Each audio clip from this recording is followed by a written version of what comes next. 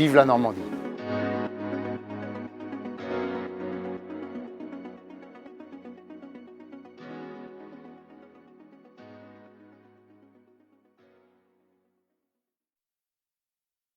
Bien, bonsoir à tous, bienvenue à Vire. Nous sommes déjà une cinquantaine de personnes de présentes. Je sais que vous êtes aussi en direct sur le live Facebook à nous suivre. Donc bienvenue à Vire, après Épeigne hier. Et bien ce soir, nous sommes dans le pays du Virois. Donc bienvenue à tous. Vous venez de découvrir le clip de campagne et vous allez maintenant découvrir les différents candidats qui sont donc ce soir avec nous en partie et qui se présentent à cette élection qui aura lieu le 20 juin et le 27 juin prochain. Et donc vous allez découvrir en ligne dès maintenant les différents candidats pour le Calvados.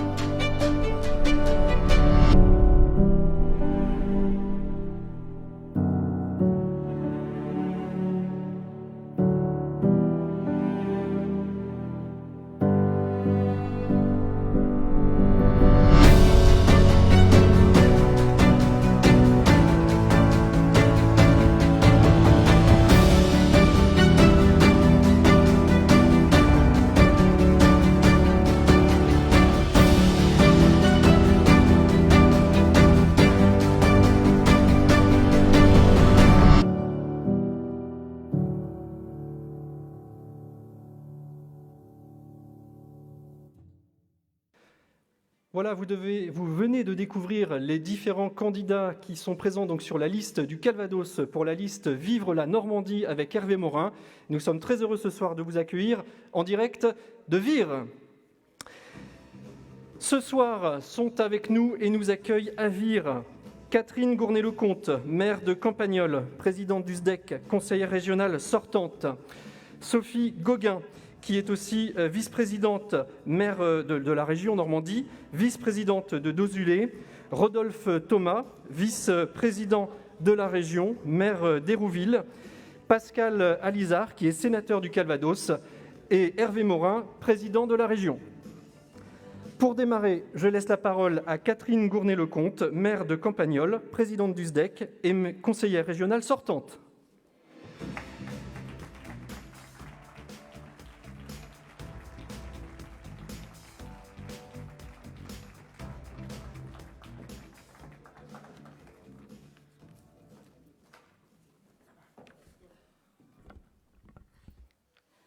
Monsieur le Président, cher Hervé, Monsieur le Sénateur, cher Pascal, Madame la première vice-présidente de la région Normandie, chère Sophie, Monsieur le vice-président de la région Normandie, cher Rodolphe, Mesdames, Messieurs les élus, Mesdames, Messieurs, chers amis, eh bien écoutez, c'est un réel plaisir pour nous ce soir de vous accueillir dans notre beau bocage. Merci, Monsieur le Président, de prendre le temps, comme vous l'avez toujours fait au cours de ce mandat, de vous déplacer et de venir dans nos territoires. Nous y sommes toujours particulièrement sensibles. Je connais, cher Hervé, ton attachement à nos territoires, aux hommes et aux femmes qui les font vivre. C'est cette passion commune qui nous anime depuis 6 ans. Quelques mots, si vous le permettez, maintenant pour souligner combien la région Normandie est très active sur notre territoire, combien elle nous a permis de mettre en œuvre de beaux projets, pour nous aider à les faire sortir de terre avec une seule ambition, celle de servir les Normandes et les Normands et faire qu'ils fassent bon vivre dans notre belle région mondialement connue. Ces projets, ces actions ont été construites avec une méthode simple, efficace, celle de la co-construction. Et nous en avons grandement profité ici sur notre territoire. Je ne citerai que quelques exemples. Tout d'abord, quand je parle de co-construction, je vais vous parler un petit peu agriculture, parce que pour ceux qui me connaissent bien, vous savez combien c'est un sujet qui est toujours cher dans mon cœur. Une politique agricole a été construite avec les professionnels, et ce que je tiens à souligner, c'est le côté large de cette politique et sans exclusive. Que l'on soit producteur sous label, en agriculture conventionnelle ou encore en biologique, la région Normandie a pu aider l'ensemble de nos structures et permettre ainsi de les développer. Co-construction également en matière de formation. Et sur le territoire du Virois, on en sait quelque chose. Je me souviens d'un mois de juillet, Hervé, où tu t'es déplacé, où tu es venu avec nous sur le territoire, chez Ceprolec. Et nous avons fait le constat, avec les chefs d'entreprise présents, qu'il y avait une inadéquation totale entre la carte de formation proposée et les besoins de nos entreprises. Et à ce moment-là, tu nous as dit banco, on y va, on se met tous autour de la table, on travaille. Et de cette méthodologie, 2 BTS sont sortis. Un BTS maintenance des systèmes de production et un autre BTS sur une filière de niche sur le territoire, un BTS dédié au métier de la mode et qui est aujourd'hui mis en œuvre dans le lycée Mermoz. La région a également accompagné le financement de l'antenne de Vire du CF1 Industrie de Caen. Bon nombre de places également ont été ouvertes et en nombre nettement supplémentaire par rapport au début. Je pense notamment à l'école d'infirmières et à l'école d'aide-soignants, et on sait aujourd'hui combien nous avons besoin de ces professions. Un soutien également financier au campus connecté de l'Intercom de l'Aviron-Noireau, et nous étions en début de semaine dernière réunis ici à Vire avec le président de l'université. Et d'ailleurs, celui-ci a souligné combien l'implication de la région Normandie était importante sur ces campus connectés, et c'est d'ailleurs l'une des régions de France les plus en pointe sur le sujet. Donc ce campus connecté permettra en plus de conforter l'antenne de l'IUT de Vire. IUT, jeunesse, BTS, la région Normandie s'est très impliquée aussi sur nos lycées avec des travaux importants et considérables qui ont été menés sur Condé-sur-Noireau, et là je regarde Pascal, au lycée, avec la refonte totale et l'agrandissement de l'internat, ou encore également des travaux sur l'internat du lycée Mermoz.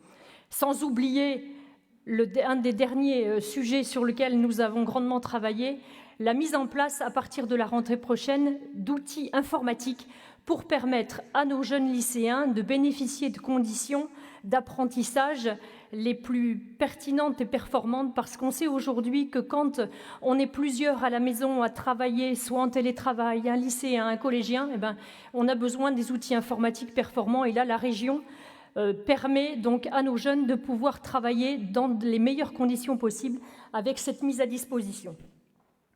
Je pense maintenant à un tout autre sujet, et je regarde Sophie parce qu'elle a beaucoup œuvré sur ce sujet tout au long de cette mandature, c'est le domaine économique. C'est une compétence forte, une compétence phare pour notre région. Vous avez permis, dans votre action commune, de sauver des emplois, et quand on est à Vire, on est obligé de le dire, et il faut absolument qu'on en soit conscient. C'est grâce à l'action de la région, Hervé, tu es venu sur place, que des emplois ont pu être sauvés sur Guy de Graine, un fleuron de notre industrie locale. Et je pense également, alors quand on parle parfois région, quand on parle de grands groupes, on s'imagine parfois qu'on peut être sur des projets de grande ampleur. Eh bien, en région Normandie, on a décidé d'aider toutes les entreprises, et je vais vous parler de mots d'un dispositif qui fonctionne et qui a beaucoup fonctionné sur le territoire, c'est celui de dispositif coup de pouce, qui a permis la création et la reprise d'entreprises sur tout notre vaste territoire. De Saint-Sever à Évrecy, en passant par Val d'Alière, nous avons pu accompagner bon nombre de créations et de reprises d'entreprises, que ce soit ici un fleuriste, ailleurs un artisan, ou encore un commerçant. Bref, des dispositifs qui permettent également de mailler notre territoire et de l'aménager. Et je pense tout particulièrement à la rue Chaussée. On y était ce matin, Rodolphe. Cette rue, quand on prend les commerçants les uns après les autres, bon nombre ont pu bénéficier de ce dispositif coup de pouce et on voit bien tout l'impact que peut avoir un dispositif sur l'aménagement global et général de nos collectivités. Dans ce sens, la foncière de Normandie est également un bel outil qui nous permettra d'accompagner et de gérer le commerce, notamment en milieu rural et parfois en centre plus dense. Un troisième point qui me marque dans notre façon de travailler en région Normandie, c'est d'être au plus proche de nos collectivités, au plus proche des communes, au plus proche des communautés de communes. Et là, permettez-moi de le dire, c'est un véritable changement. Ce contrat de confiance entre la collectivité régionale et les communes et communautés de communes. Et ce contrat de confiance nous a permis de monter bon nombre de projets et de faire que des équipements structurants soient développés sur nos territoires. Je pense tout particulièrement ici à Vire, l'accompagnement pour la construction d'un terrain synthétique ou encore la rénovation du centre aquatique ou la mise en place d'une salle de gym très appréciée de nos jeunes athlètes. Mais c'est également aussi notre présence en matière de santé. Je pense tout particulièrement ici au pôle libéral de santé ambulatoire du Colombier ou encore les annexes sur Val d'Ary ou encore un pôle sur Villers-Bocage. Bref, autant d'équipements pour lesquels la région Normandie s'est investie aux côtés des collectivités pour faire que les jeunes et les moins jeunes puissent trouver des réponses en équipement sur le territoire. Et puis, un dernier point en matière de proximité, c'est celui de la gestion de la crise sanitaire l'année dernière. Au moment, et là c'est un maire rural qui parle, l'année dernière, à même époque, eh bien, je peux vous dire, et j'ai des collègues dans la salle, on se demandait bien comment on allait pouvoir gérer la sortie de crise par rapport tout simplement à l'accès à la commande publique pour accéder aux masques. Eh bien, notre président de région a pris la question à bras-le-corps et nous a aidés à commander des masques et ainsi, on a pu, nous, au niveau de nos communes, avoir les moyens de réouvrir nos écoles, accompagner nos commerces et faire que le déconfinement puisse se passer dans de bonnes conditions, ce qu'on n'aurait pas pu faire tout seul. Alors, merci. Et je termine par un autre point essentiel pour notre territoire, celui des infrastructures. Avec la résolution d'un certain nombre d'Arlésiennes. Je pense tout d'abord au Paris-Granville, un axe structurant pour notre territoire. Alors ça peut paraître anecdotique, mais le Paris-Granville, on y rencontrait de nombreux soucis, tout simplement, entre guillemets, parce que il y avait des feuilles qui empêchaient que tout tourne rond. Eh bien, chose a été mise en œuvre et aujourd'hui, ce problème est résolu et on arrive... Il y a encore des feuilles, mais on arrive à Paris dans de meilleures conditions. Et puis un autre point très important, c'est que de Vaugirard, l'arrivée en gare de Montparnasse est très très appréciée pour la plupart des déplacements. En termes d'infrastructure, également, un autre sujet essentiel, les fameux virages de l'axe Vire-Tinchebray. Et nous entrons aujourd'hui, depuis la semaine dernière, dans une troisième phase de travaux, de rectification de ces virages. Et là aussi, c'est grâce, et je regarde Catherine, c'est un axe qu'on fréquente régulièrement. Et le fait que la région ait décidé d'accompagner les projets routiers a permis donc la résolution de ce problème qui durait depuis, je crois, plus d'une vingtaine d'années. Et puis un dernier petit mot sur le territoire et l'engagement de la région pour ce qui concerne la fibre optique. Parce que si je prends l'exemple de ma modeste commune, nous aurions dû tous pouvoir bénéficier de la fibre en 2028-2029, quelque chose comme ça. On faisait partie de la troisième vague. Et bien aujourd'hui, grâce aux complémentarités de cofinancement, eh bien là, pour la fin de l'année, j'ai toute une partie de ma commune qui pourra être desservie en fibre et j'espère bien que l'année prochaine, on pourra en voir le bout. Alors, je ne serai pas plus longue, parce que j'ai déjà été sans doute beaucoup trop, mais simplement pour vivre avec vous et vous témoigner combien la région Normandie et son action ont des impacts sur notre quotidien en tant que Normandes et Normands, notre quotidien en tant qu'élus. Et donc, beaucoup de travail a été fait. Il y a encore plein de projets, plein de choses. Donc, pour toutes ces actions qui nous ont conduits sur les 6 années, beaucoup de choses, beaucoup de projets, comme vous avez pu lire encore dans le document que je pense que vous avez reçu dans vos boîtes à lettres, pour les 6 années qui viennent. Donc je dirais simplement, pour conclure, je reprendrai juste 2 mots de Saint-Exupéry qui disait « Ce qui unit les hommes, c'est l'amour du métier ». Et je compléterai simplement en rajoutant « Ce qui nous unit en complément, c'est l'amour de la Normandie ». Vive la Normandie. Je vous remercie. Merci Catherine, merci pour tes mots. Merci de ta présence aussi ce soir à Vire. Alors je profite de ce moment pour vous dire et aux personnes qui nous suivent en direct sur le live Facebook que vous pouvez nous poser vos questions en nous envoyant un SMS au 07 67 67 29 56 et nous répondrons à vos questions après l'intervention du président. Deuxième intervenante de la soirée, et donc je répète le numéro pour nous envoyer des SMS, mais ça s'affiche aussi sur vos écrans, c'est le 07 67 67 29 56. Deuxième intervenante de la soirée, Sophie Gauguin, qui est première vice-présidente. Non, on commence par Rodolphe, pardon. On commence par Rodolphe, donc Rodolphe Thomas, qui est tête de liste binôme avec Sophie Gauguin, conseiller régional sortant et maire d'Hérouville. Bien, bonsoir à toutes et à tous. Moi, je suis très heureux d'être parmi vous et particulièrement de pouvoir participer à cette belle campagne des régionales. Comme vous le savez, maire d'Hérouville depuis maintenant presque 20 ans. J'ai vu la différence, comme le rappelle le président Hervé Morin, la situation à laquelle, avant que nous arrivions, avant 2015, et la situation de la région Normandie maintenant, telle qu'elle est aujourd'hui. Et on peut être fier du bilan, et je pense que Hervé le rappellera tout à l'heure, sur l'ensemble de toutes ces politiques qui ont été mises en place ces 5 dernières années.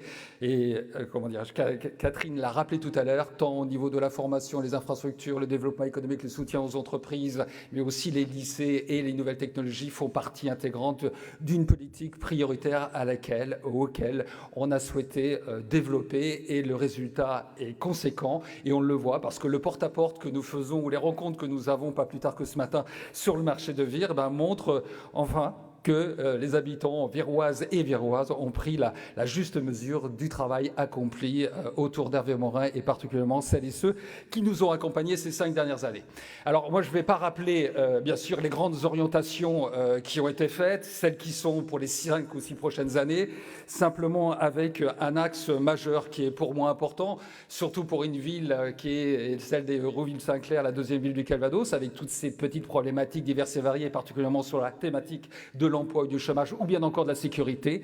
Et avec Hervé Morin, on a décidé effectivement d'apporter un appui conséquent pour celles et ceux qui le souhaitaient, de mettre au cœur, entre guillemets, de cette politique de proximité pour les communes qui le souhaitent, mettre la sécurité au cœur même du dispositif, du cadre de vie de l'ensemble des Normandes et des Normands. Et les villes qui le souhaitent installer de la vidéoprotection, la région Normandie sera à vos côtés, comme on peut le faire dans certaines villes de France. Mais la volet de la sécurité et le respect du cadre de vie des habitants est un axe prioritaire pour moi. Donc c'est un domaine sur lequel on ne doit pas laisser uniquement l'État agir en direction du cadre de vie et de protéger les gens. Les collectivités locales ont une grande part de responsabilité. Et moi, en tant que maire, depuis en plus le confinement, la crise Covid, ça n'a pas arrangé la situation. C'est pour ça que l'anticipation doit se faire particulièrement, comme on l'a rappelé tout à l'heure avec Catherine, et Hervé le rappellera tout à l'heure, ou bien encore Sophie, sur l'emploi et l'insertion sociale et professionnelle. C'est mon cheval de bataille. Les résultats sont semble plus qu'encourageant. Je prends simplement l'exemple qui a été mis en place il y a maintenant 4 ans, c'est l'école de la deuxième chance. En 3 ans et demi, ce sont 800 jeunes de 16 à 26 ans qui ont trouvé une orientation professionnelle, un accompagnement social et bien encore une sortie positive dans le milieu de l'entreprise. Cette école, elle existe avec la volonté bien sûr du maire d'Hérouville et vice-président que je suis, mais aussi avec Hervé Morin. Et rien que ça, à l'échelle d'un territoire comme Caen-la-Mer, eh bien, c'est une plus-value extraordinaire et nous souhaiterons, bien sûr, si vous le souhaitez, si les maires le souhaitent, développer tout particulièrement ces écoles ou bien encore les écoles de production chères à David Marguerite. Donc, l'emploi, l'insertion sociale et professionnelle, et quel que soit l'âge ou quelle que soit la situation sociale, doit être au cœur même de notre engagement politique et c'est ce que nous ferons ces 5 prochaines années. Donc voilà, j'en resterai là. Je crois que le plus important, c'est donner la parole aux uns et aux autres et particulièrement à faire en sorte que Hervé Morin puisse rappeler le bilan et puis la prospective et la projection que nous donnerons ensemble ces 5 prochaines années pour une Normandie fière de l'être et surtout une Normandie conquérante en direction des Normandes et des Normands. Je vous remercie. Merci Rodolphe, maire d'Hérouville-Saint-Clair et conseiller régional sortant. À suivre maintenant, donc elle est maire de Dozulé, première vice-présidente de la région Normandie. J'appelle à nous rejoindre au pupitre Sophie Gauguin.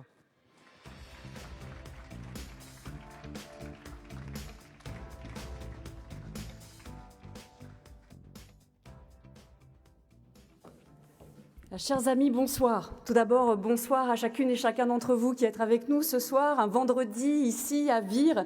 Cher Pascal Alizard, monsieur le sénateur et chère Catherine, nous sommes ravis de vous retrouver. Et puis bonsoir à chacune et chacun d'entre vous qui êtes ce soir auditeurs devant vos écrans et qui ne manquez pas un instant de nous suivre sur nos lives, puisque évidemment, si nous avons innové en Normandie depuis le début grâce à l'impulsion donnée par Hervé Morin, eh bien nous avons dû aussi ensemble innover dans cette campagne.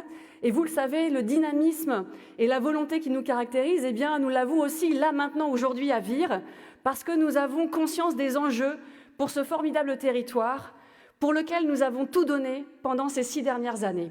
Et je voudrais saluer, mesdames et messieurs qui êtes présents ce soir et chers auditeurs, les colistiers et colistières qui sont avec moi ce soir dans les départements de Normandie, dans le département du Calvados, engagés à mes côtés avec autant de volonté et de détermination que nous l'avons été il y a 6 ans aujourd'hui, cher Hervé. Je porte avec Rodolphe Thomas une liste unie dans ses valeurs, celle d'une région qui porte sa fierté commune, celle d'une région qui sait qu'elle a souffert mais qui se tourne définitivement vers l'avenir, celle d'une région qui connaît ses forces et qui va continuer à les renforcer, celle d'une région humaniste, qui regarde l'autre, le considère, le respecte, quelles que soient ses orientations, quel que soit aussi le territoire auquel il appartient. Et mesdames et messieurs, je voudrais ce soir que vous applaudissiez Hervé Morin, parce qu'il a été le garant des équilibres en permanence sur le territoire de la Normandie. Merci Hervé pour ça. C'était un de tes engagements et tu l'as tenu. Dans ce département du Calvados, chers amis, une liste unie, je vous le disais, sur ses valeurs. Une liste unie dans ses compétences. Vous savez, l'expérience, cette chose qui finalement ne devait servir à rien dans cet univers où il fallait tout renouveler. Eh bien, cette liste unie, elle a de belles compétences. Vous avez dans le département du Calvados non seulement des élus ancrés dans leur territoire et fiers de ce qu'ils ont fait pour les faire évoluer ou les porter malgré les difficultés. Merci Rodolphe pour ce que tu fais à Hérouville et à Caen-la-Mer. Des élus qui sont impliqués dans leurs territoires ruraux. Avec Catherine, je suis maire de Dozulé, je sais de quoi je parle, là-bas dans le pays d'Auge. Des élus qui portent avec eux des professions, des industriels. Vous avez des élus aussi qui sont industriels. Je veux saluer Cédric Nouvelot qui est avec nous ce soir. Des professionnels de santé qui s'investissent parce que, vous le verrez, c'est ce que le président souhaite que nous continuions à porter en région Normandie. La crise nous a projetés non seulement vers la richesse de la vie, mais vers cet enjeu de territoire qui aujourd'hui est encore plus flagrant. Des jeunes qui s'investissent aussi dans des communes de Caen-la-Mer avec Aminte, des communes qui aussi se tournent vers de nouvelles formes d'économie que nous portons avec Linda Lahal sur l'économie sociale et solidaire. Catherine, je te remercie d'avoir salué le bilan que j'ai eu l'honneur de porter auprès d'Hervé, mais nous sommes aussi en mutation sur ces segments. Nous allons continuer à vouloir innover et je suis fière d'avoir des dirigeants d'entreprise dans cette liste du département du Calvados. Alors Beaucoup de choses ont été dites. D'abord, je voudrais partager avec vous une expérience. Merci Hervé pour ta confiance sur un des enjeux majeurs en région Normandie, celui du développement économique. Merci mille fois. Je l'ai porté avec panache, je le souhaite, avec énergie, on a vu les résultats, et avec enthousiasme, avec les chefs d'entreprise avec lesquels nous avons co-construit cet écosystème favorable, et tu en reparleras. Merci mille fois aussi d'avoir tenu tes engagements sur les équilibres territoriaux et la manière dont nous allions ensemble relever le challenge d'innover en matière de politique publique. Parce que ce que nous avons porté avec la Normandie conquérante, c'est le défi commun d'innover en matière de stratégie collective. Non seulement nous l'avons fait en matière de développement économique avec le fonds Normandie Participation, nous l'avons fait sur la formation en faisant des formations ad hoc dans les entreprises, nous l'avons fait avec l'économie circulaire, l'environnement, les énergies marines renouvelables. À chaque fois qu'il a fallu inventer une stratégie, une politique publique, eh bien nous avons été au rendez-vous de l'audace. L'audace en Normandie, et c'est cette expérience-là que je veux vous transmettre ce soir. Des choses seront dites sur le bilan. Hervé Morin vous présentera le projet. Il est fort, il est très très fort pour la Normandie. Mais ce que je voudrais vous dire, c'est que grâce à chacune et chacun d'entre vous, eh bien nous l'avons réveillée, la Normandie. Nous l'avons réveillée. Aujourd'hui, tout le monde en parle, tout le monde nous situe. Nous avons créé son identité économique et c'est grâce à chacune et chacun d'entre vous. Nous avons aussi porté un collectif normand que l'on retrouve partout, dans la culture, le sport, et c'est ce que nous portons avec Patrick Gaumont et Aristide Olivier dans nos projets. Dans le domaine de... Oups, j'ai tellement d'énergie que je suis capable de casser les micros. Dans la culture, le sport, je vous le disais, dans le domaine aussi, et c'est peut-être moins visible, de la responsabilité territoriale des entreprises. Ce que disait Catherine Surguy-Degraine, nous le vivons avec des chefs d'entreprise, des commerçants, des artisans qui se sont mobilisés avec nous et qui portent cette identité normande que nous partageons avec beaucoup de fierté. Alors parce que nous avons réveillé la Normandie, parce qu'aujourd'hui cette région est formidablement incarnée avec des hommes et des femmes volontaires, ici dans le département du Calvados et partout ailleurs, parce qu'elle est largement portée avec le panache que vous le connaissez, Hervé Morin, je vous demande d'être nos porte-parole et le 20 et 27 juin, faites vivre la Normandie, votez bien, votez Hervé Morin. Merci beaucoup. Merci Sophie, merci aussi pour ton énergie que tu mets depuis plusieurs années à la région, notamment pour le développement économique. Les chefs d'entreprise connaissent ton énergie et ont totalement confiance en toi et en l'équipe que dirige Hervé. Autre intervenant avant Hervé Morin, eh bien, je vais laisser la parole et le pupitre au sénateur du Calvados, Pascal Alizard.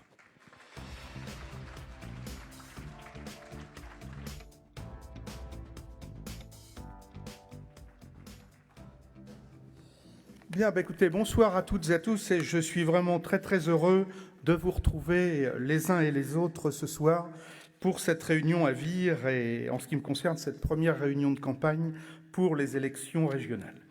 Une élection régionale, ce sont d'abord des convictions et des engagements et je ne vais pas spoiler ce que dira Hervé dans quelques instants, mais moi je voudrais plutôt vous apporter un témoignage qui est celui de la précédente campagne.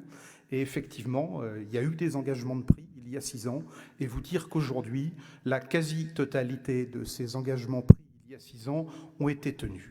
Et la situation n'était pas évidente, il fallait réussir la fusion des 2 régions, c'était pas gagné d'avance, ça a été fait dans un délai extrêmement raisonnable, et je crois avec beaucoup d'efficacité, et là aussi en tenant les engagements des équilibres territoriaux, c'est peut-être derrière nous, mais il fallait le faire, et puis il y a tout aussi important des engagements qui ont été pris en termes de programme et en termes de projet.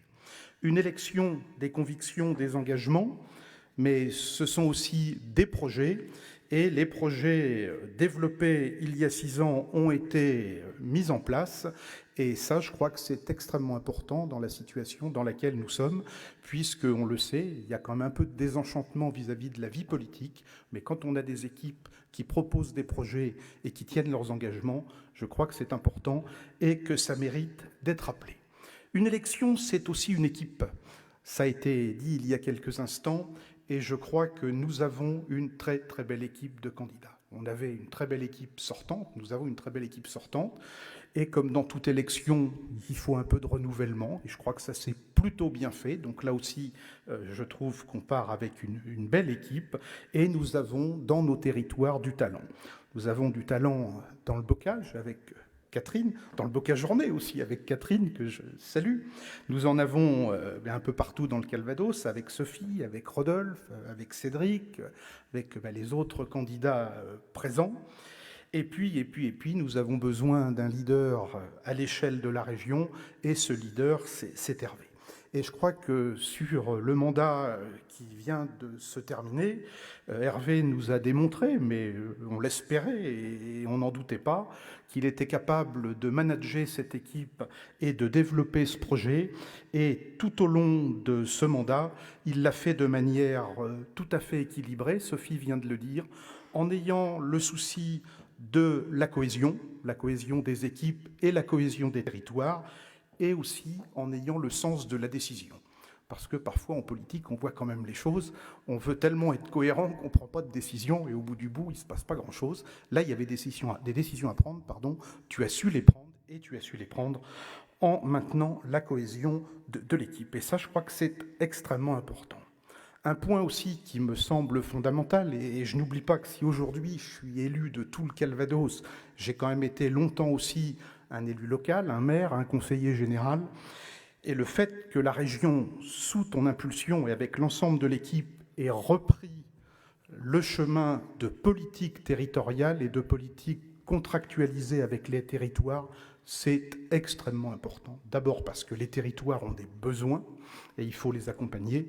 Et je crois aussi que les élus régionaux avaient besoin de lisibilité sur le terrain, avaient besoin d'être reconnus.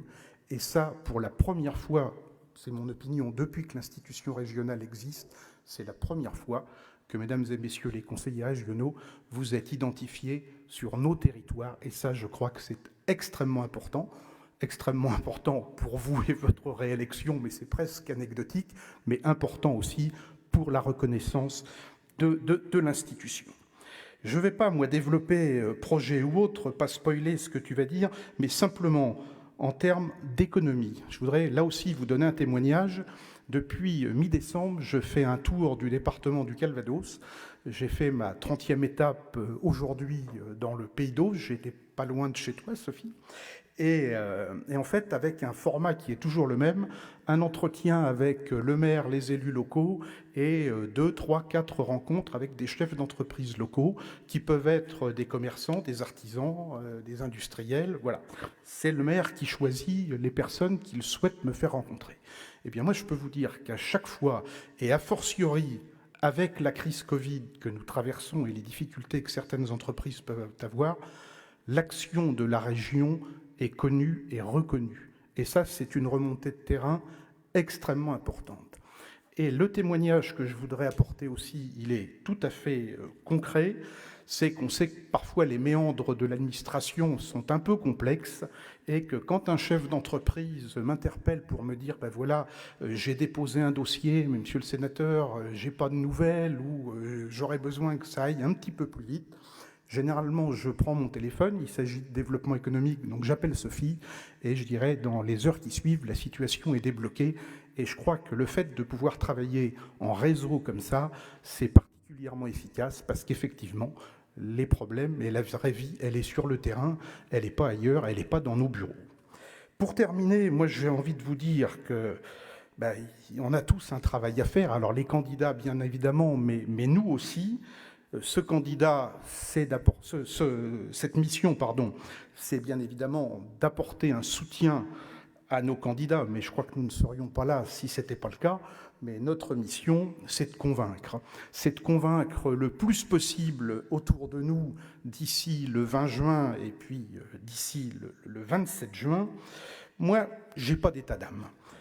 Jean Rostand, je voudrais vous donner cette citation parce que je l'aime beaucoup. Jean Rostand disait « Avoir l'esprit ouvert ». Nous sommes une famille de pensée qui a l'esprit ouvert. Avoir l'esprit ouvert, ce n'est pas l'avoir béant à toutes les sottises. Eh bien, regardez les autres listes et n'ayez pas l'esprit béant à toutes les sottises. Je crois que l'esprit ouvert, c'est notre liste, c'est votre liste, et je crois que nous devons les uns et les autres, tous les jours, essayer de convaincre autour de nous, le plus largement possible, eh bien que Hervé Morin, que Sophie Gauguin, que Rodolphe Thomas et la liste qui est portée dans le Calvados, c'est du solide et c'est le bon choix. Donc merci à tous d'être là, et en fait mon message c'est de vous dire, c'est de nous dire au boulot. Merci. Merci Pascal. Pascal Alizard, sénateur du Calvados. Et maintenant, je laisse la parole à celui qui préside le Conseil régional de Normandie. Homme de conviction, il porte haut et fort le drapeau normand, Monsieur Hervé Morin.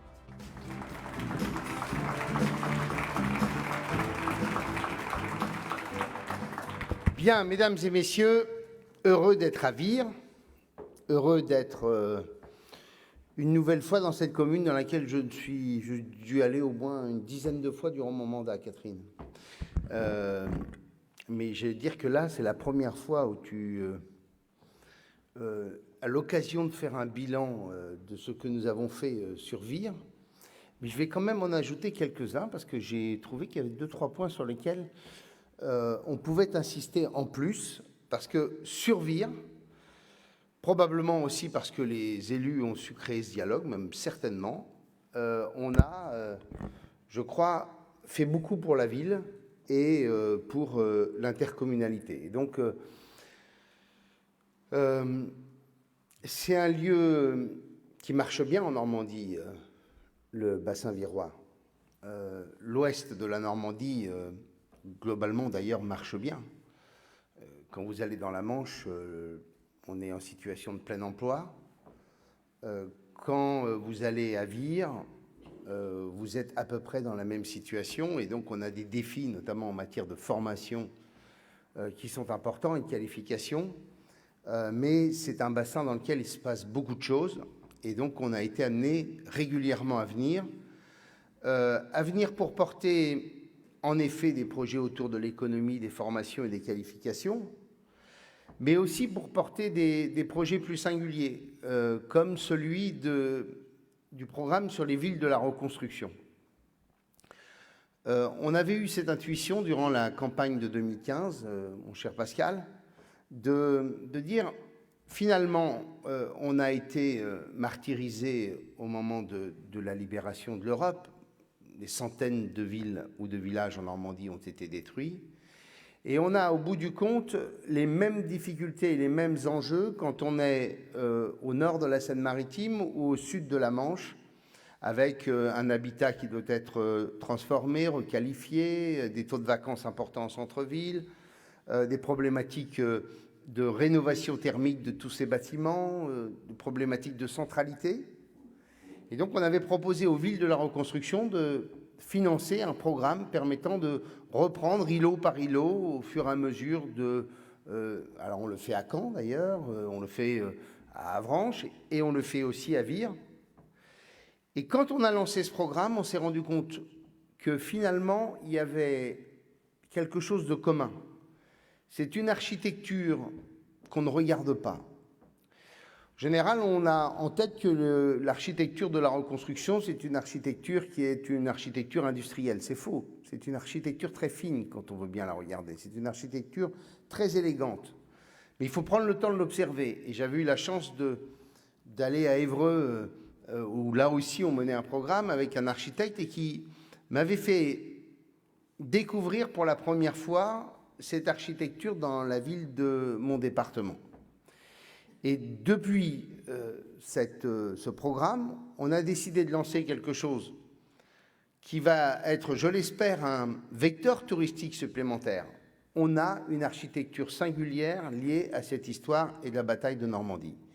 Et donc l'idée, c'est qu'on puisse développer tout un projet touristique autour des villes de la reconstruction à travers un label et la construction d'un cheminement qui est le cheminement de toutes ces villes qui ont à la fois une part d'histoire en elles et de l'autre, une architecture si singulière. Et si je commence par ça, c'est simplement pour vous dire que nous avons essayé, sujet après sujet, de partir d'un principe simple qui est celui de s'appuyer sur nos points forts. pour traiter nos faiblesses. Il y a deux façons de faire de la politique. Soit on fait du saupoudrage infini, alors on satisfait tout le monde, mais au bout du compte, il n'y a rien de réellement capable d'entraîner un territoire, d'entraîner une région, d'entraîner d'ailleurs même un pays, c'est le même sujet.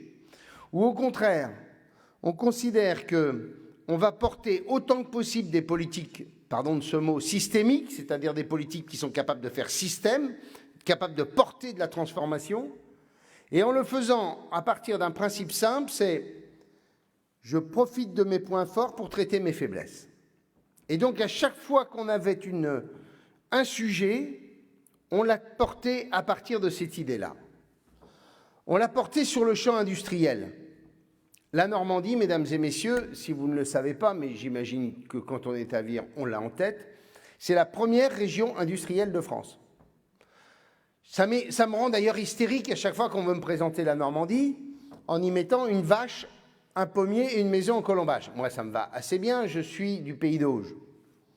J'ai des racines rurales profondes, je suis heureux que ce soit dans l'imaginaire collectif. Mais la réalité économique de cette région, c'est que lorsque la France peut compter pour l'industrie sur 10% de son PIB, 10% désormais, je vous rappelle que, petite parenthèse nationale, nous sommes l'avant-dernier pays européen, il n'y a que la Grèce qui est derrière nous en termes d'industrie dans le PIB. Ça prouve à quel point on a décroché profondément. Eh bien, la Normandie, mesdames et messieurs, c'est 22% du PIB régional. C'est 2 fois plus que la France. Et si on veut bien regarder en termes d'emploi, c'est entre 25 et 30% de l'emploi salarié privé. C'est-à-dire, en clair, que quand vous êtes dans l'Eure ou dans l'Orne, quasiment un tiers des salariés travaillent dans l'industrie. Et donc, nous avons considéré que parmi les priorités absolues, c'était celle de faire en sorte que l'outil industriel normand soit autant que possible soutenu et qu'on favorise son développement. Eh bien, pardon de le dire, c'est très immodeste, mais tant pis, on nous le reproche en permanence, nous avons des résultats en matière industrielle qui sont nettement meilleurs que la moyenne nationale. L'investissement industriel en Normandie, il est quasiment 2 fois et demi supérieur à l'investissement industriel en France. Quand vous regardez la réduction du chômage, il est beaucoup plus fort en Normandie que dans le reste de la France. Quand vous regardez l'exportation, nous avons des résultats à l'exportation qui sont meilleurs en Normandie que dans le reste de la France. Et quand vous regardez, je vais vous donner un dernier indicateur, quand vous regardez la réduction des défaillances d'entreprises, nous avons des réductions de défaillances d'entreprises plus fortes que sur le reste de la France. Parce que je crois qu'au bout du compte, on a su créer un écosystème régional extrêmement innovant que Sophie a porté et qui a amené à faire en sorte que nous soyons sur la totalité de l'écosystème et la création de la valeur. Je voudrais m'arrêter 2 minutes là-dessus, parce qu'on ne s'en rend pas compte au quotidien, et c'est au moins l'intérêt des campagnes électorales, c'est de pouvoir le dire. Vous êtes étudiants, mesdames et messieurs. Il n'y en a pas beaucoup dans la salle. S'il y en a quelques-uns qui en sortent. S'il y en a là. Vous êtes étudiants. Vous avez un projet d'entreprise. Nous avons le programme Pépite, qui permet à un jeune de pouvoir développer son projet d'entreprise. Vous êtes chercheur. Vous avez le sentiment que votre innovation ou votre découverte a la capacité d'avoir un développement économique. Nous avons créé ce qu'on appelle une société d'accélération de transfert de technologie. Il n'y en avait pas en Normandie, c'était la seule région de France où il n'y en avait pas, qui s'appelle Normandie Valorisation, et qui permet de faire passer un programme de recherche dans l'économie. Vous êtes au début de la création de votre projet, vous avez Normandie Incubation. La pousse commence à sortir. Vous êtes une start-up où vous créez votre entreprise. Vous avez, comme l'a évoqué Catherine, Coup de pouce, qui permet de soutenir un commerçant, un artisan pour avoir de la trésorerie, puis ensuite éventuellement un système de prêt d'honneur au fur et à mesure de ses investissements. Et si vous êtes dans le digital, eh bien vous pouvez bénéficier, par exemple, d'une région dans laquelle qui va décider de rentrer dans le capital de votre entreprise. Mesdames et messieurs, vous êtes propriétaires d'une part du capital social d'une bonne cinquantaine d'entreprises en Normandie. Nous comptons doubler le chiffre sur la prochaine mandature. En clair, nous rentrons dans le capital des entreprises pour améliorer leur haut de bilan, leur permettre de se développer, parfois pour stabiliser le capital au moment de la transmission, parfois parce qu'il y a certaines difficultés. Et puis ensuite, votre entreprise grandit et nous avons là toute une série de dispositifs qui vont favoriser l'innovation, le développement, l'industrie 4.0, etc., etc. Et puis vous voulez aller à l'exportation. Nous avons créé le premier accélérateur à l'exportation de France. Plus de 200 PME supplémentaires sont désormais à l'exportation avec des régimes de financement qui vous permettent soit d'aller à l'étranger pour vendre vos produits, soit éventuellement de participer à des salons internationaux avec une prise en charge des dépenses de la région. Eh bien, mesdames et messieurs, quand vous alliez au CES de Las Vegas, la deuxième délégation régionale après l'Île-de-France, c'était la délégation normande avec une soixantaine de patrons du monde du digital qui étaient à Las Vegas et qui portaient la Normandie conquérante, celle qui conquiert les marchés. Et puis, si un jour vous avez des difficultés, nous avons un dispositif qui s'appelle ARM, qui est venu au secours de plus de 500 entreprises en Normandie et qui permet pour des entreprises fondamentalement saines ayant un problème de trésorerie, de fonds de roulement, un client qui ne paie pas, un business plan un peu trop optimiste. Et la région, après un audit, peut intervenir pour essayer de rétablir la situation avant la catastrophe. 500 entreprises, 15 000 emplois sauvés, 85% d'entre elles qui sont en vie au bout de 3 ans. J'ajoute que, bien entendu, nous le faisons pour des boîtes comme Guy de Graine, Catherine l'a évoqué, comme nous l'avons fait pour l'imprimerie Corlet d'ailleurs, mon cher Pascal, mais on le fait aussi pour une PME de 5 ou de 10 salariés. On l'a même fait pour des commerces ayant 2 ou 3 salariés dans le centre-ville.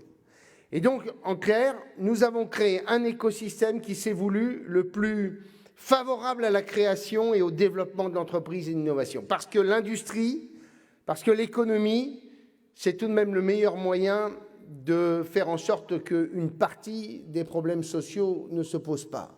Quand vous avez du boulot, c'est déjà plus facile ensuite dans la vie. Et donc, appuyer sur ces points forts. Je prends un deuxième exemple, totalement différent, dans un monde, je le cite parce que c'est tout près de chez Sophie. Ce n'est pas parce que c'est tout près de chez Sophie, c'est parce que c'est le hasard de l'histoire.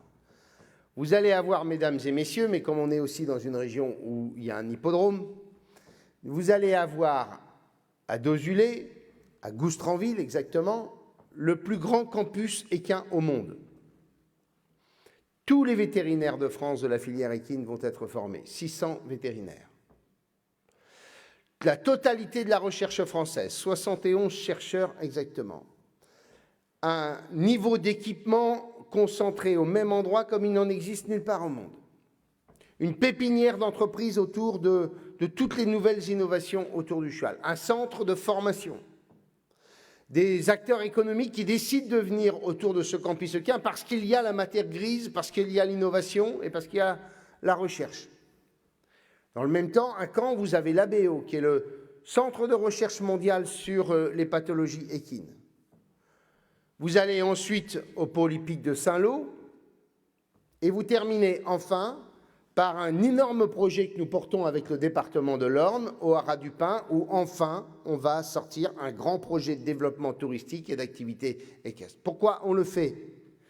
Parce qu'on a la chance d'avoir un produit mondial qui s'appelle le cheval, passion partagée, et que c'est un produit qui quand même est facteur de 20 000 emplois en zone rurale, 20 000 emplois, et avec 4 860 entreprises dans le secteur.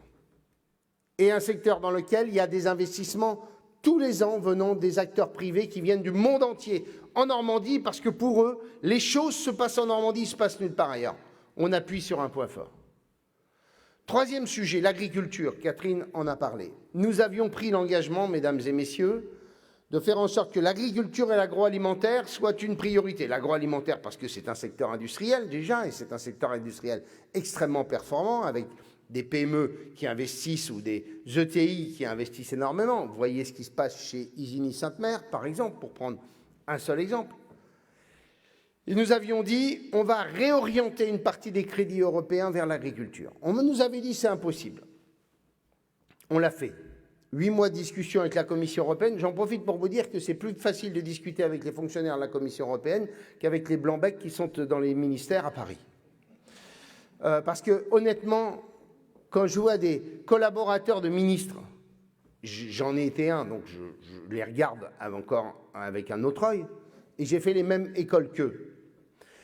Mais quand je vois des blancs-becs de 30 balais m'expliquer la vie, et m'expliquer que j'ai absolument rien compris en rien, je me dis qu'il y a quelque chose qui déraille. Quand je vais devant la Commission européenne, les rencontrer pour leur dire « on a un projet fantastique, je voudrais que vous le compreniez et qu'à ce titre-là, l'Europe puisse nous apporter un soutien », mais j'ai des mecs qui m'écoutent. C'est curieux parce qu'il y a une grande différence, c'est que la plupart des fonctionnaires européens, ils sont issus de pays qui sont très décentralisés, régionalisés, fédéraux, et donc ils ont l'habitude de discuter avec les collectivités. Tandis que nous, on est toujours pris pour des ploucs quand on est à Paris. Je ferme la parenthèse. Et donc quand nous avons discuté avec la Commission européenne, on a pu réorienter massivement vers l'agriculture. L'agriculture, mesdames et messieurs, elle est en train de vivre une transformation gigantesque. Elle en a déjà vécu plusieurs. Mais là, on est en train d'en vivre une nouvelle. C'est qu'elle a désormais, avant, elle était dans une relation déséquilibrée, qui était presque parfois de l'asservissement, entre le paysan, l'industrie qui lui demandait de produire pour le moins cher et le plus possible, et un produit de qualité, et puis ensuite la grande distribution qui décidait de fixer tout ça. Pour la première fois peut-être de leur histoire, une partie de l'agriculture se dit « je peux m'adresser directement aux consommateurs » et en m'adressant directement aux consommateurs, renverser un peu les choses. Eh bien, on a beaucoup soutenu l'agriculture en Normandie. Mesdames et messieurs, il y a 31 000 exploitations agricoles. Nous sommes intervenus dans 16 000 d'entre elles. 16 000 d'entre elles. Plus d'une exploitation agricole en Normandie sur 2 a obtenu le soutien de la région. Et ils ont obtenu le soutien de la région à chaque fois qu'ils portaient quelque chose qui transformait son modèle. Je prends des exemples. L'agriculteur qui passe en bio. C'est 1200 exploitations agricoles supplémentaires qui sont en train de passer au bio. Des agricultures ou des exploitations agricoles qui décident d'aller vers des projets agri-environnementaux, c'est-à-dire une agriculture plus respectueuse des questions autour de l'environnement. 5000 exploitations agricoles ont été soutenues par la région. D'autres ont décidé d'aller vers des filières courtes, de récupérer la valeur ajoutée chez elles. Ça, c'est 5000 exploitations. J'étais, il y a peu de temps, tout pas très loin d'ici, de l'autre côté de la frontière, dans la Manche, avec une ferme fantastique où il y avait 11 salariés parce qu'ils avaient décidé de développer de la méthanisation d'un côté, de l'autre de faire de la crème, du gâteau au riz, de lancer des yaourts. 5000 en Normandie. Avec à chaque fois, mesdames et messieurs, une agriculture qui est en général très facteur de beaucoup de création d'emplois. J'étais dernièrement chez dans une commune pas très loin de mon village. Mon copain Philippe, parce qu'on se connaît depuis longtemps, il me dit « viens voir un peu mon truc ». Il fait de la glace à la ferme. Je vous assure, elles sont exceptionnelles, les glaces. Le GAEC du bois louvé. Les Parisiens en raffolent sur la côte normande. Eh bien, mesdames et messieurs, avec sa production laitière, je vous donne les chiffres parce que c'est intéressant de voir à quel point les choses évoluent et qu'on recrée de l'emploi de façon importante dans beaucoup d'exploitations agricoles aujourd'hui. Eh bien, il a 900 000 litres de lait. 800 000 partent chez Lactalis ou quelque chose de ce genre. Et il a 100 000 pour ses glaces de lait. Pour ces glaces. Eh bien, pour ces glaces, il a 12 équivalent temps plein pour 100 000 litres de lait.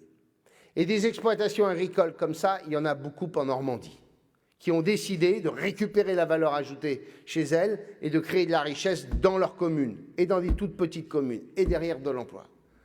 Quand on regarde les choses, on a cherché aussi à porter, à soutenir l'innovation, à faire en sorte que progressivement des filières nouvelles émergent.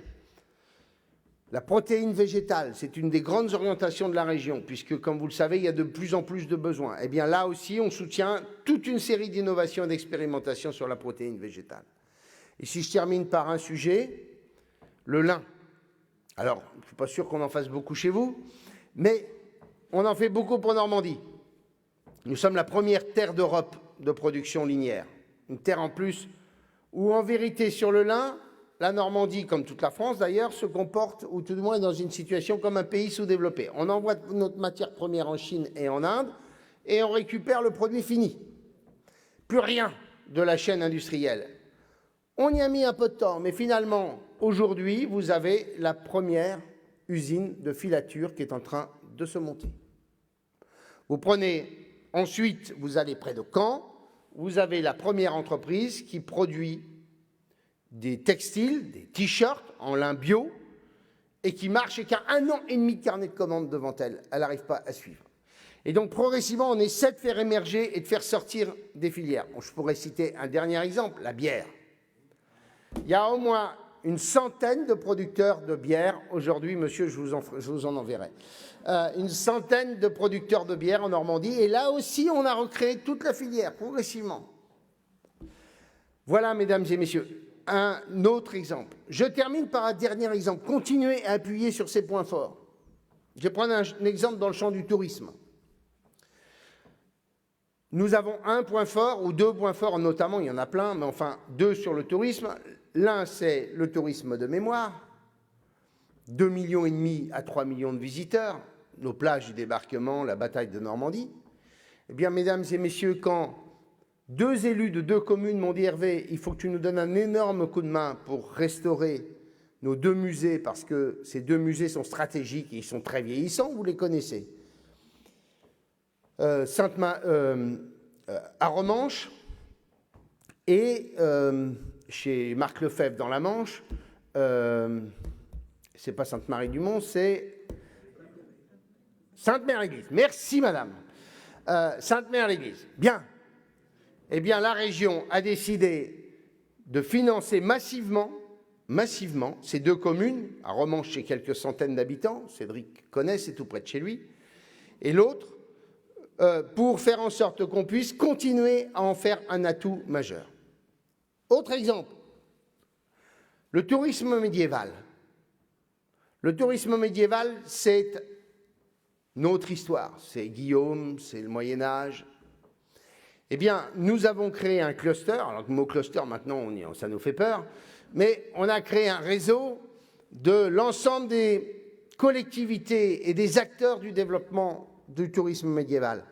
Et on est en train de faire quelque chose, j'espère, qui sera formidable à Domfront. On a considéré que Domfront pouvait devenir une des grandes pépites du tourisme médiéval, non seulement pour la Normandie, mais pour la France tout entière. Et on a passé un accord avec le maire de Domfront. La région y met énormément d'argent pour sortir un projet touristique qui est absolument exceptionnel, que le maire, avec lequel on faisait le point il y a une quinzaine de jours. Donc là aussi, un point fort, on appuie dessus. Je pourrais le faire à l'infini. Ça a été notre premier point. C'est le premier point que je voulais évoquer avec vous. Le second point que je voulais évoquer avec vous, c'est que c'est bien d'avoir une économie performante, mais il faut que nos jeunes puissent trouver du boulot, s'épanouir, avoir une qualité de vie, faire en sorte qu'ils restent dans nos communes et dans nos villes. On a beaucoup fait pour la jeunesse de Normandie. Je voudrais simplement citer quelques éléments. On a tout de même investi, Catherine l'a évoqué pour les lycées qu'elle connaît le mieux, 620 millions d'euros dans la modernisation de nos lycées. C'est 20% de plus que ce que faisait la Haute et la Basse Normandie. Non seulement nous avons investi dans les lycées, mais en même temps, on a décidé d'investir le champ pédagogique ou péripédagogique, parce que là, attention, on est côté de l'éducation nationale, donc il faut faire attention à ce qu'on dit comme mot. Bien, mais on a lancé Lycée du futur. 150 projets pédagogiques innovants portés par la région à disposition des profs de la communauté éducative. On a lancé lycée développement durable, 80 projets autour du développement durable, de la prise en compte de la conscience écologique. Les uns, ce sont des ruches, les autres, c'est de faire du tri sélectif, les troisièmes, c'est de faire de la permaculture, etc. Troisième sujet sur lequel on est allé là aussi, Normandie Langue. 1000 jeunes, on doublera le nombre, 1000 jeunes sont en immersion en anglais en fin d'année scolaire, financés en totalité par la région. On a voulu soutenir les jeunes pour leur accès à la culture. J'étais heureux de voir le président Macron annoncer son pass culture aujourd'hui, mon cher Pascal, avec ses 300 € donnés, ou 200 € ou 300 € donnés, 300, merci, pour jusqu'à l'âge de 25 ans. J'avais envie de lui dire, Monsieur le Président de la République, appelez la Normandie. Nous faisons beaucoup mieux que tout ça.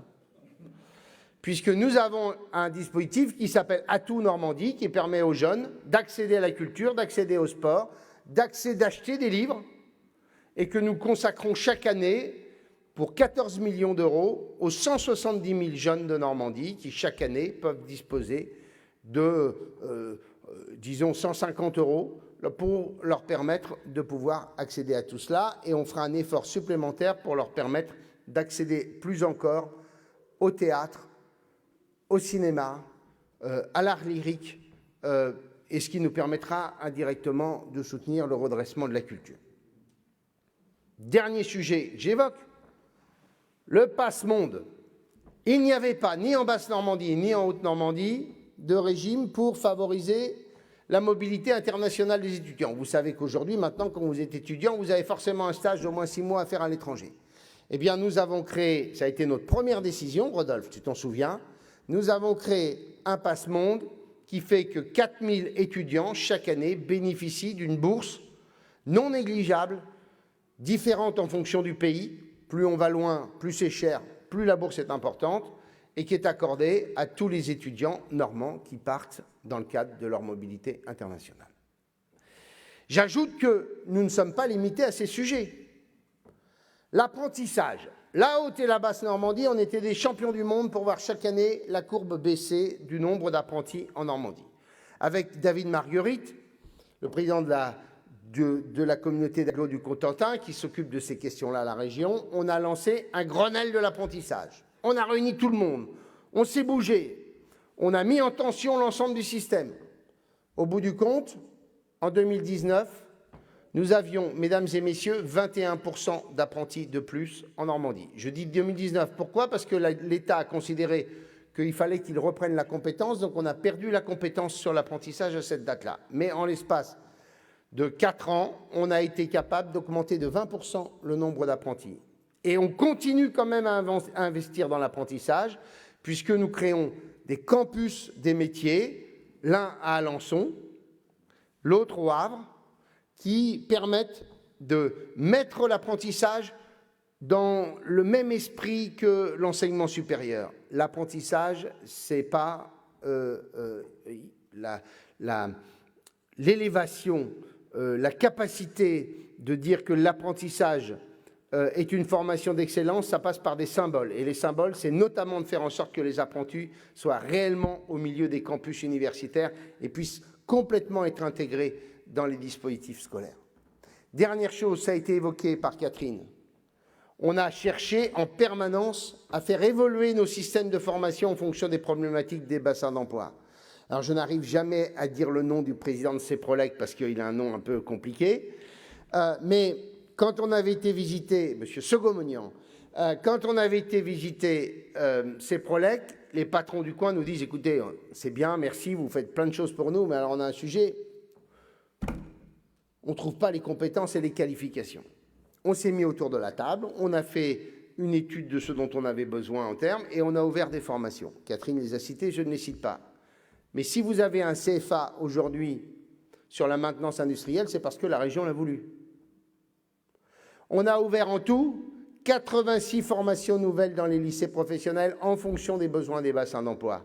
Si on a ouvert un BTS sur les métiers de la mode et du textile, c'est parce que l'industrie textile qui existe encore dans cette partie de la Normandie nous a demandé d'élever le niveau de la compétence. Si nous avons ouvert à Falaise, un peu plus loin, un bac professionnel sur la conduite de ligne, les pilotes de ligne, c'est parce qu'on avait une demande d'un certain nombre d'entreprises pour pouvoir créer un peu plus de qualifications sujet. Alors on est loin d'avoir fini le boulot. Le problème se pose partout. Partout où il y a une économie qui marche bien, on a des problèmes de compétences, on manque de qualifications, on manque de main-d'œuvre. Alors on va apporter, on essaiera, je ne vais pas rentrer dans le détail, mais on va essayer de faire évoluer un certain nombre de dispositifs pour inciter des jeunes qui sont dans des bassins d'emploi où on ne trouve pas de boulot à aller vers des bassins d'emploi où il y a du boulot. Mais au bout du compte, on a cherché aussi à innover. Rodolphe l'a cité, école de la deuxième chance. Il y en a une en Normandie, des jeunes très déscolarisés à qui on permet de revenir dans un processus leur permettant de retrouver le chemin de la vie professionnelle. Nous avons créé aussi ce qu'on appelle les écoles de la production, mesdames et messieurs. Les écoles de la production, c'est quoi? Ce sont des jeunes qui sont quasiment aussi en difficulté scolaire, qui n'arrivent pas à s'insérer dans la vie scolaire et qui décident de rentrer dans la scolarité en produisant. On en a ouvert 5 en Normandie. Avec la région Auvergne-Rhône-Alpes, nous sommes les 2 régions à avoir créé ce dispositif. On va les doubler, ça marche formidablement bien. Ce sont des jeunes dont l'échec scolaire était quasiment assuré et pour lesquels on a su créer ces écoles. Je vous invite à aller les voir, c'est des écoles formidables. Bref, on a cherché à beaucoup faire. On a beaucoup investi dans l'enseignement supérieur et la recherche. Je ne développe pas. Et on va continuer à faire un certain nombre de choses. Nous avons, par exemple, sur les campus universitaires, un programme d'investissement d'1 milliard d'euros sur 10 ans pour bâtir des campus qui soient attractifs. Parce qu'on a un vrai sujet qui est celui que chaque année, 3500 étudiants niveau master quittent la Normandie pour l'Île-de-France ou la Bretagne. Et ça, c'est une perte sèche considérable. Et donc, il faut qu'on ait un enseignement supérieur qui soit plus attractif. On a aussi comme perspective d'ouvrir chaque année une nouvelle école d'enseignement supérieur. Par exemple, nous allons bientôt commencer la construction d'une nouvelle école d'ingénieurs à Caen, l'ICEN-ICREA. Partout où on pourra le faire, on continuera à fortifier ou à développer l'enseignement supérieur. Par exemple, je vois un collaborateur d'un élu de Cherbourg, eh bien, nous avons décidé de très largement financer un TechMer à Cherbourg pour faire en sorte que cette école puisse continuer à être attractive. J'en profite pour dire que nous avons pris une décision pour tous les élèves de Normandie. À la rentrée scolaire, tous seront dotés d'un ordinateur portable. 20 millions d'euros pour 40 000 ordinateurs portables pour les secondaires, pour ceux qui sont en seconde. Ensuite, 40 000 l'année d'après et 40 000 l'année suivante. Et au bout de 3 ans, tous les jeunes de Normandie auront un ordinateur portable. Pourquoi? Parce qu'on a constaté la fracture numérique et parce qu'on sait maintenant que l'ordinateur, c'est un formidable moyen d'innovation pédagogique, d'accompagnement personnalisé, de constitution de pédagogie renouvelée. Et donc cet effort-là, qui est un effort considérable en matière budgétaire, nous l'avons fait parce qu'on a estimé qu'une des leçons du Covid, c'était de faire en sorte que tous les étudiants ou tous les élèves, quelle que soit leur famille, puissent accéder à un ordinateur portable. Je profite pour dire, enfin, que nous allons faire des efforts importants sur un autre sujet, que sont les internats. Nous voulons qu'il puisse y avoir des internats qu'on appelle en général des internats du futur, c'est-à-dire des internats où on puisse avoir une scolarité de bon niveau pour accompagner le parcours de jeunes qui quittent le domicile pour passer la semaine au lycée dans des conditions, soit parce que leur famille est éloignée du lycée, soit parce qu'ils n'ont pas un environnement scolaire qui est le plus favorable pour leur permettre de poursuivre leurs études. Eh bien, on va faire cet effort-là pour les prochaines années. Et au bout du compte, notre idée, elle est simple, c'est qu'on soit en mesure de dire aux jeunes de Normandie, vous allez trouver la qualification, la compétence et la formation que vous voulez, Vous la trouverez en Normandie et vous ne serez plus obligé de partir en Bretagne ou en Île-de-France quand vous serez dans l'enseignement supérieur. J'en profite pour dire que, bien entendu, tout ça doit être accompagné d'un immense effort sur l'orientation et l'information sur les métiers. C'est une compétence qu'on a prise à la fin de l'année 2019, puisque la loi nous l'a permise, et que ce que nous sommes en train de bâtir, c'est une véritable boîte à outils avec une organisation pour faire en sorte que les jeunes et les familles puissent connaître les métiers, aillent dans les entreprises, et que les entreprises et les salariés puissent aller dans les collèges et les lycées pour que les jeunes sortent des stéréotypes dans lesquels ils sont. L'industrie, ce n'est pas ce qu'on pense. Souvent, on gagne mieux sa vie dans l'industrie qu'on ne la gagne dans les services. Eh bien, il faut que tout ça change et qu'on permette en quelque sorte que le monde économique, le monde de l'éducation, pour les jeunes, puisse dialoguer pour que chaque jeune puisse trouver en quelque sorte son parcours. Voilà ce que nous voulons faire au titre de la jeunesse. Je termine par un dernier point, qui est la question de ce fameux équilibre dont parlait Sophie. En Basse-Normandie, il y avait pas mal de gens qui pensaient que la Haute-Normandie allait les bouffer. Disons ça comme ça. La vallée de la Seine allait tout prendre. Nous nous étions portés garants de l'équilibre régional.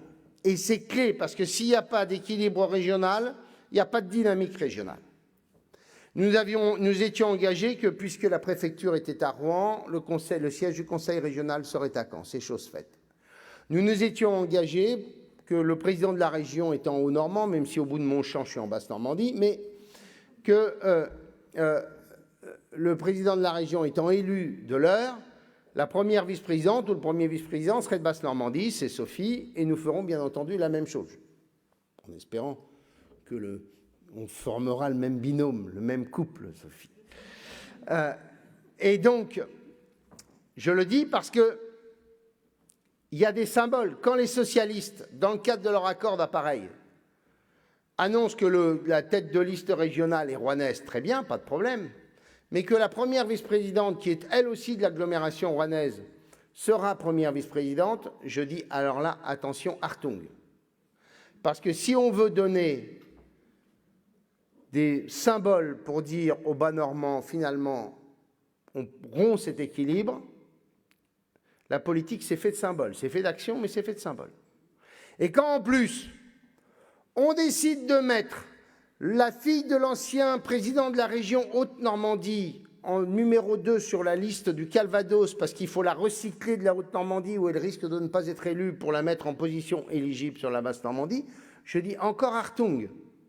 Parce que ça veut dire qu'on est en train d'expliquer qu'il y aurait grosso modo, on pourrait facilement s'essuyer les pieds sur un paillasson qui serait de considérer que, grosso modo, on s'arrange pour faire en sorte que les copains haut-normands puissent arriver à trouver une place au siège du conseil régional. Si vous ne me croyez pas, regardez, elle s'appelle Marie Leverne, elle est numéro 2 de la liste du Calvados, elle a été conseillère départementale de Seine-Maritime jusqu'à ces derniers jours, sans jamais siéger carrément depuis 3 ans, et elle a été aussi députée socialiste de la région de Dieppe.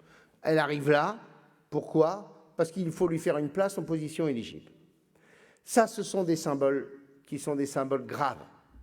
Nous avons veillé tout au long de ce mandat à assurer la dynamique par l'équilibre. L'équilibre entre Caen et Rouen. L'équilibre entre la Haute et la Basse-Normandie. L'équilibre entre les grandes villes et la campagne. La campagne, mesdames et messieurs, à chaque fois qu'un projet important devait être financé, l'a été autant que dans une agglomération. Et même mieux, c'est que nous faisions en sorte que là où la ressource fiscale est faible, le taux de subvention soit plus élevé, parce que c'est plus compliqué de porter un projet dans la campagne que de porter un projet là où il y a une ressource fiscale importante grâce à l'industrie. Nous avons veillé, mesdames et messieurs, à faire en sorte que les projets de développement en zone rurale puissent se faire. J'évoquais Domfront tout à l'heure, j'évoquais le Haras du Pin. Je pourrais évoquer aussi exactement, je ne voudrais pas me tromper dans les chiffres, 140 projets financés au titre des équipements sportifs. 140 projets, 72 millions d'euros. Je pourrais évoquer les équipements culturels, 100 équipements culturels pour 47 millions d'euros. Je pourrais évoquer les centres-bourgs, 250 centres-bourgs pour 52 millions d'euros. En tout, 1047 projets sur la totalité de la région. représentant un engagement de la région de 512 millions d'euros pour les collectivités et pour leur permettre d'être attractifs, d'améliorer la qualité de vie dans leur territoire et de pouvoir se développer. Ça, on l'a fait au nom de cet équilibre entre la ville et la campagne. En clair, oui, nous finançons la chatière qui permet d'assurer la connexion entre la Seine et la mer que nous attendons depuis 25 ans et que l'État n'a jamais fait et qui coûte 130 millions d'euros. Et dans le même temps, mesdames et messieurs, nous finançons le Grand Villavranche ou le Flair Argentan et nous financerons bientôt avec le département du Calvados l'amélioration du camp Flair pour faire en sorte que Flair se retrouve à 35 minutes de l'agglomération caennaise. Oui, nous avons financé le contournement, ou nous voulons financer le contournement est de Rouen. Et en même temps, mesdames et messieurs, nous avons consacré 234 millions d'euros pour accélérer le déploiement du très haut débit dans toute la Normandie, ce qui fait qu'en 2022 pour le Calvados et pour l'Eure, en 2023 pour l'Orne et en 2025 pour la Seine-Maritime et pour la Manche, 100% des gens seront fibrés. Les projets dans l'Eure, on était à 2030-2035. La Seine-Maritime, c'était 2035. Vous, tu me dis que c'était 2030. On a dit aux départements qui en ont la charge, on va vous donner un coup de main parce qu'il n'est pas tolérable que le déploiement du très haut débit ne puisse pas se faire. Et donc cet équilibre-là, il a été un souci de tous les instants. Et donc nous veillerons à ce que cet équilibre-là soit maintenu. Nous l'avons fait avec cette idée simple, c'est que si on voulait créer cette communauté de destin des Normands, collectifs comme le disait Sophie, eh bien il fallait que chacun s'y retrouve. Et on y a veillé matin, midi, soir et nuit. Et le dernier point que je voudrais vous dire, c'est que nous l'avons fait avec cette idée de la passion de la région, d'un patriotisme régional ou d'un patriotisme normand, si vous me permettez cette expression. Faire en sorte qu'on arrive à créer cette solidarité normande comme les Alsaciens, les Lyonnais ou les Bretons savent si bien faire. La même passion, la même volonté d'être fier d'être normand. On a le territoire le plus exceptionnel. Honnêtement, est-ce qu'il y a un endroit dans le monde mieux que la Normandie? Ça n'existe pas. Eh bien, cette passion-là, on a essayé de la bâtir. Faire renaître cette fierté. C'était impossible avant. Parce que la Haute Normandie expliquait ceci, la Basse Normandie expliquait cela. On l'a fait par une multitude d'actions. L'attention que j'évoquais sur l'équilibre. Mais je vais prendre des exemples. Nous avons essayé de faire en sorte que partout on puisse planter le drapeau normand, l'innovation, la force d'être normand. On a fait le festival de l'excellence normande à Caen. C'est quoi? On devait le faire chaque année, puis bon, il y a eu le Covid. Mais c'est quoi? C'est réunir les labos, les centres de recherche, les entreprises, l'agriculture, la culture, et que tous les Normands puissent découvrir qu'en Normandie, on a tout ça, on a les meilleurs. Quand on est au salon de l'agriculture, avant, on avait un stand médiocre, absolument pas à la hauteur de ce qu'est l'agriculture et l'agroalimentaire en Normandie. Eh bien, quand on est arrivé à la tête de la région, avec les 5 départements, on a dit on va quand même se faire quelque chose qui plante la puissance de l'agriculture et de l'agroalimentaire normand. Eh bien, quand vous allez au salon de l'agriculture, pardon de vous dire, tous les autres stands, ils sont médiocres par rapport aux nôtres. Si vous allez au salon Made in France, eh bien, vous aurez là aussi les entreprises normandes, celles qui sont les entreprises du patrimoine vivant, celles qui portent l'excellence normande, qui produisent en France, eh bien, ils sont là. Là aussi, on est présent. Et on le fait à chaque fois qu'on peut le faire. On le fait aussi par des choses. Alors, on n'est pas dans une zone de pêche du coquille Saint-Jacques, mais on a inventé la Grande Débarque. La Grande Débarque, c'est essayer de créer progressivement un événement comparable au Beaujolais Nouveau. Alors, je ne vous dis pas que le Beaujolais Nouveau, c'est du très bon vin maintenant, mais au moins, la Grande Débarque, c'est qu'on a un produit d'excellence exceptionnel, c'est la coquille Saint-Jacques. Eh bien, on fait en sorte que il y ait un événement dans les brasseries parisiennes, les restaurants parisiens, les restaurants de Caen, de Rouen, de Vire, je ne sais pas s'il y en a qui y participent, pour le jour où la coquille Saint-Jacques commence à être pêchée. Et partout, on a essayé d'être fiers de nous-mêmes.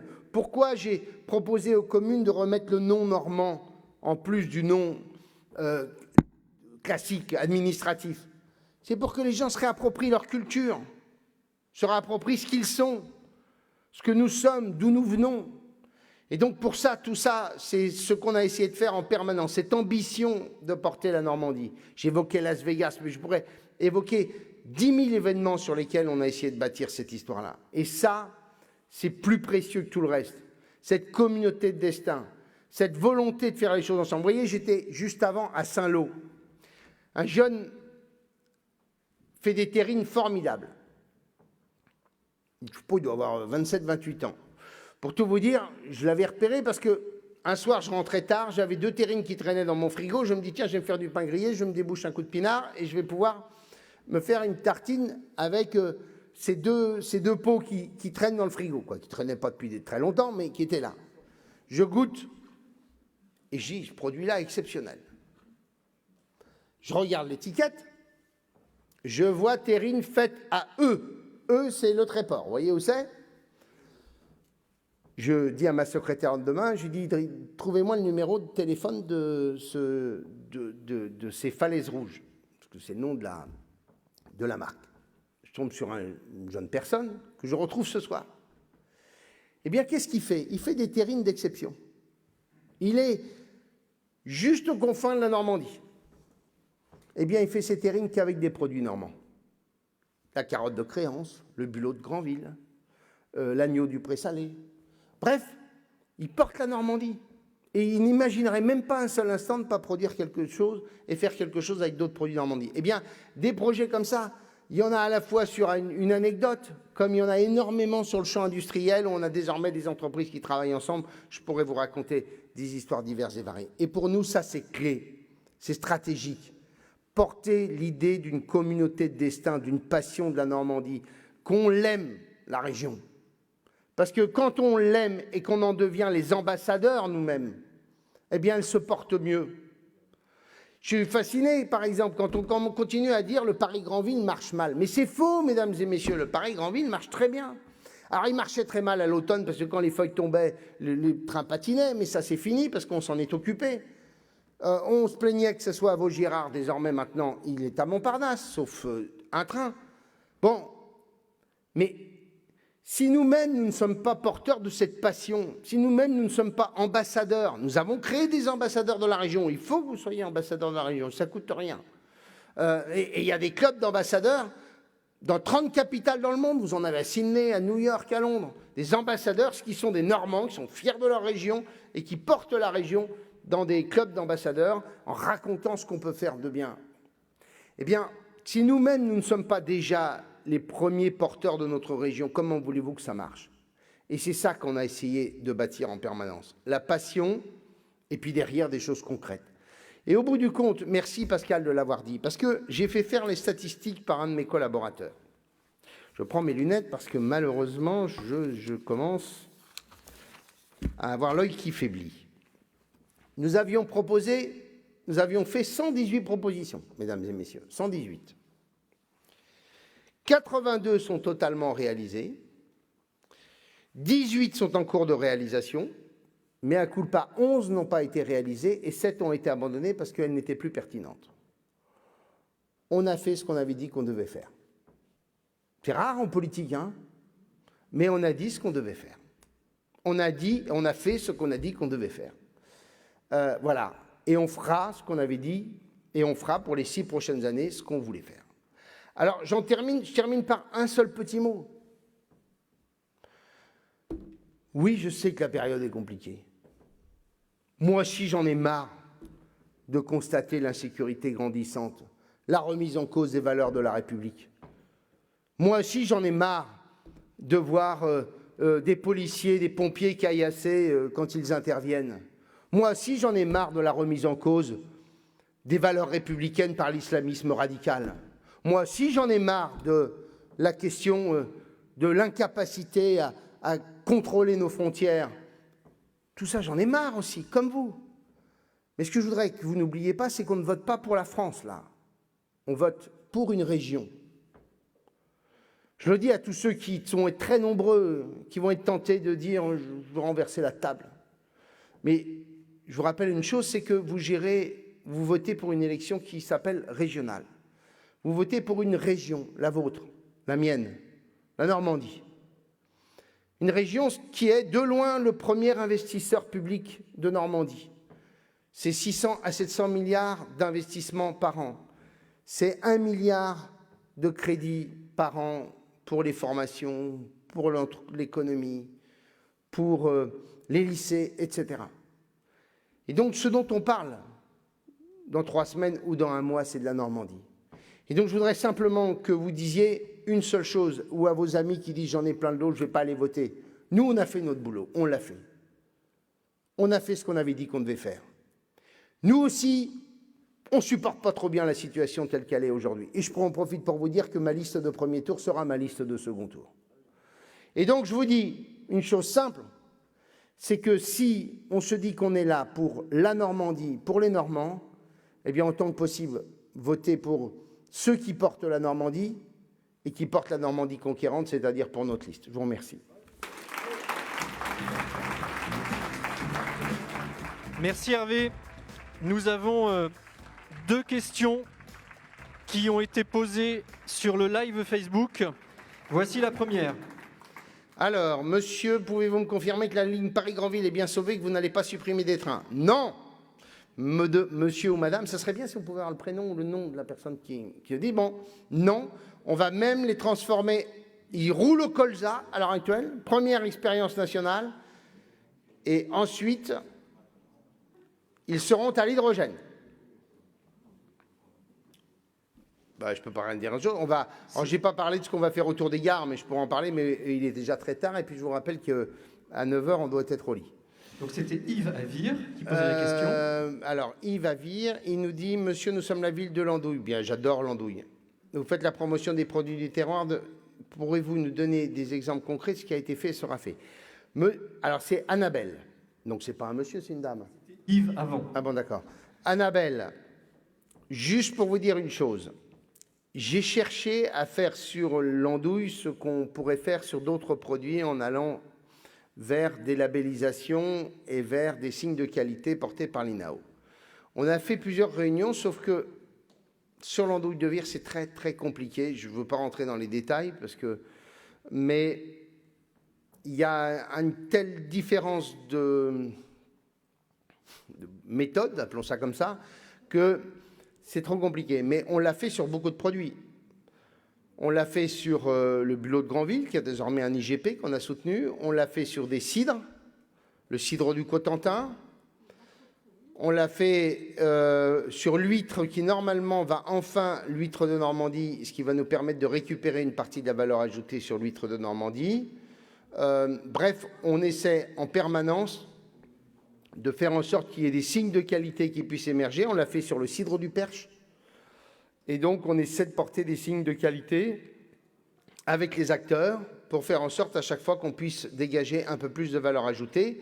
Et puis, il y a tout ce qu'on a fait en soutenant tous les projets des agriculteurs, de l'agroalimentaire, il y en a des tonnes, où des produits sont désormais des produits qui cherchent à s'appuyer sur les productions du terroir. Vous allez chez Agrial dans la Manche, sur ce qu'on appelle des produits de 4e génération, je crois que c'est ça le nom, qui sont des produits ultra frais, de très grande qualité. Autour du maraîchage, par exemple, on a fait ce genre de choses. Voilà.